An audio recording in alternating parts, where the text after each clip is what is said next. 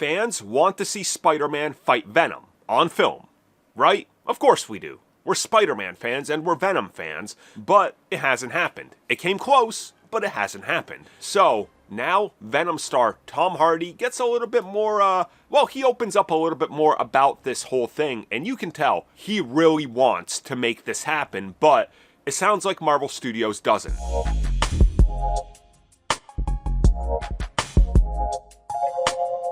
So the ongoing saga of Tom Hardy talking about how he wants to fight Spider-Man continues to keep going. By the looks of it, every week now. So in another interview with Esquire, Tom Hardy was asked about the potential crossover that never was. And he said, and I quote, "I loved playing Eddie in Venom. Juggling chainsaws.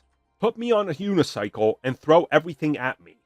I was just really trying to push myself as much as I could. But I had no Spider-Man, no Avengers. It was just us until those bridges are crossed. That's way beyond my control, and I'd love to do that. But that's not even a conversation to have at my level of just being an actor in that world." End quote. And then he adds, and I quote, "That's the game we're playing in, that Sony counterpoint to Disney's Marvel pantry, of which Marvel Studios president Kevin Feige has a huge amount of cards, and Sony has a huge amount of cards in its own right, including Spider-Man. And there's just no crossover. We'd love to cross over. That's not happening. That's what happens. And that's one of those things." End quote. Okay, so like he's saying here, when two studios got their hands into the same pie, and each one has one specific corner that nobody else can touch, his character was caught up in the middle of that, and Spider-Man eventually just went to Kevin Feige and is still there, and well, they locked him down. Hence why you're looking at Spider-Man projects on TV that aren't called Spider-Man. Right? You guys are connecting the dots, right?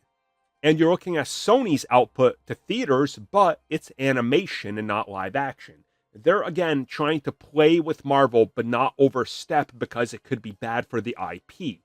Hence why we never got a new Spider-Man for the Spunk universe, because that would have again caused confusion and been something that's perceived very desperate, and make no mistake, it would have been. So this is where we end up. An actor who's connected to the Spider-Man franchise based on a Spider-Man character who can't ever interact with Spider-Man because Spider-Man isn't owned entirely by the people that own him. Character rights, huh?